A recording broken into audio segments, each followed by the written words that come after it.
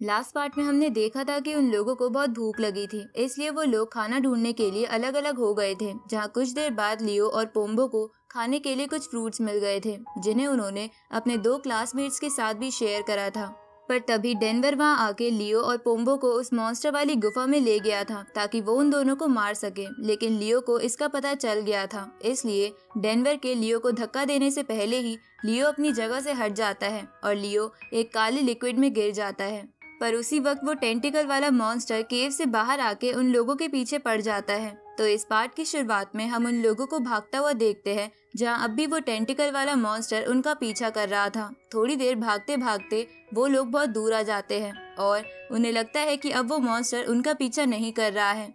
पर पोम्बो फिर भी सबको और आगे चलने को बोलता है ताकि सब सेफ रहे। ये सुन के लियो उसके साथ जाने लगता है, लेकिन बाकी सब बहुत ज्यादा थक गए थे और उन्हें बहुत गर्मी लग रही थी। साथ ही वो लोग सांस भी नहीं ले पा रहे थे। उसी वक्त वो सब बेहोश होके नीचे गिर जाते हैं। इस तरफ लियो को भी चक्कर आ रहे थे, लेकिन वो फिर भी पोम्बो के साथ आगे चलते रहने की कोशिश करता है।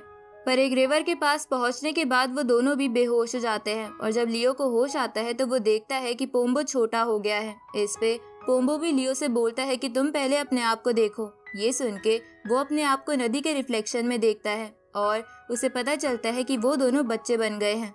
लेकिन लियो को समझ नहीं आ रहा था कि ये सब कैसे हुआ। इस पे पोम्बो बोलता है कि मुझे भी नहीं पता, ये जगह वैसे ही बहुत अजीब है। तभी बड़े कपड़े होने की वजह से लियो नीचे गिर जाता है, इसलिए वो अपने कपड़े फोल्ड कर लेता है। इसके बाद वो दोनों अपना अपना सामान उठाकर बाकी सबके पास जाने लगते हैं।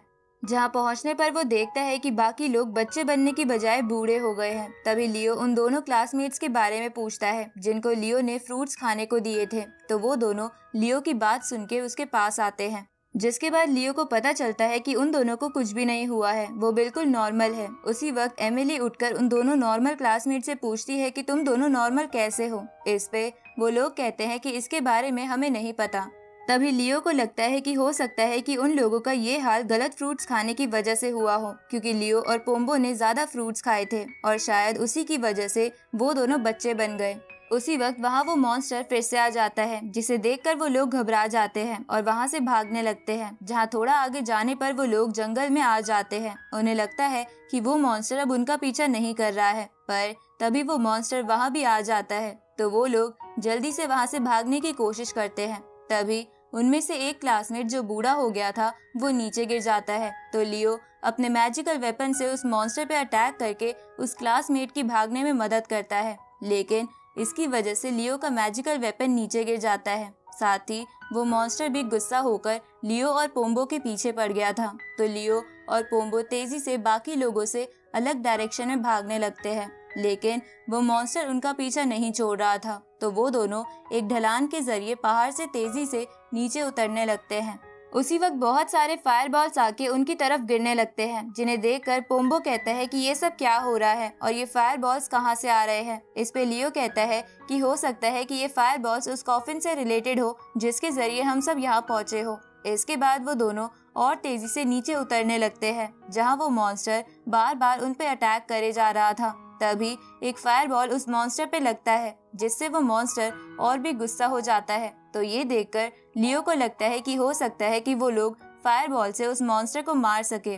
उसी वक्त वो मॉन्स्टर उन दोनों को खाने के लिए आगे आने लगता है। तो लियो डेनवर वाला मैजिकल वेपन उस मॉन्स्टर के मुंह में फेंक देता है, जिसकी वजह से उस मॉन्स्टर को झटके लगते हैं और वो हिल नहीं पाता। तभी बहुत सारे फायरबॉल्स उस मॉन्स्टर पे आके गिर जाते हैं और वो जल के मर जाता है। इस तरफ पोम्बो और लियो भी एक फायरबॉल के इम्पैक्ट से पहाड़ी से नीचे गिर जाते हैं। कुछ घंटे बाद उन दोनों को ढूंढते ढूंढते बाकी क्लासमेट्स भी वहां पहुंच जाते हैं और उन लोगों को पोम्बो की वो शील्ड वहां पड़ी देखकर ऐसा लगता है कि वो दोनों मर गए हैं, जिसकी वजह से वो सब थोड़ा दुखी होने लगते हैं। पर तभी लियो और पोम्बो वहां आ जाते हैं, क्योंकि वो दोनों पत्थरों को पकड़ने की वजह से बच गए थे। तो उन दोनों को देखकर वो फ्रूट वाली लड़की बहुत ही खुश हो जाती है। उसी वक्त उनमें से एक क्लासमेट पोम्बो से पूछता है कि हमने कुछ देर पहले बहुत सारे फायरबॉल्स देखे थे, क्या तुम्हें पता है कि वो कहाँ से आए थे। इस पे पोम्बो बोलता है कि लियो को लगता है कि वो फायरबॉल उस कॉफिन से रिलेटेड है। उसी वक्त लियो उन सबको पैलेस दिखाता है जो आसमान में क्लाउड्स के बीच चमक रहा था। तो उस पैलेस को देखकर वो लोग उसी तरफ जाने लगते हैं ताकि वो लोग पैलेस के लोगों से मदद ले सके।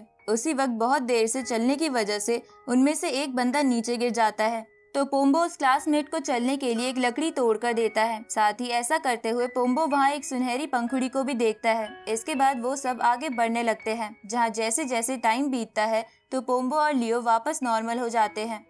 अगली सुबह वो लोग देखते हैं कि जिन दोनों क्लासमेट्स ने वो फ्रूट्स खाए थे वो भी धीरे धीरे बूढ़े होते जा रहे हैं। तभी एमिली कहती है कि हमें चलते हुए बहुत समय हो गया है, फिर भी हम उस पैलेस के पास क्यों नहीं पहुंच पाए। उसी वक्त पोम्बो वहां उसी पेड़ को देखता है जिससे उसने लकड़ी तोड़ी थी, जिसे देखकर उसे पता चल जाता है कि वो लोग एक ही जगह घूमे जा रहे हैं। ये सुन के एक क्लासमेट लेट जाता है क्योंकि वो बहुत थक गया था। उसी वक्त लियो को एक गोल्डन पंखुड़ी दिखती है, तो वो पोम्बो से पूछता है कि ये कहाँ से आई है। इस पे पोम्बो बोलता है कि मैंने भी ऐसी पंखुड़ी पहले देखी थी।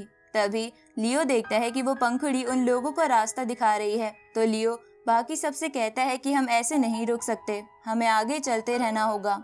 ये सुन के वो लोग उस पंखुड़ी के पीछे लियो के साथ आगे जाने लगते हैं और पहाड़ की चोटी पर पहुंच जाते हैं, जिसकी वजह से वो बहुत खुश थे क्योंकि उन्हें लग रहा था कि अब वो लोग यहाँ से बाहर निकल सकते हैं। उसी वक्त वहाँ पर आसमान से उड़ता हुआ एक एल्डर आता है, जिसे देखकर वो लोग चौंक जाते हैं। और इसी के साथ ये पार्ट यहीं खत्म होता है।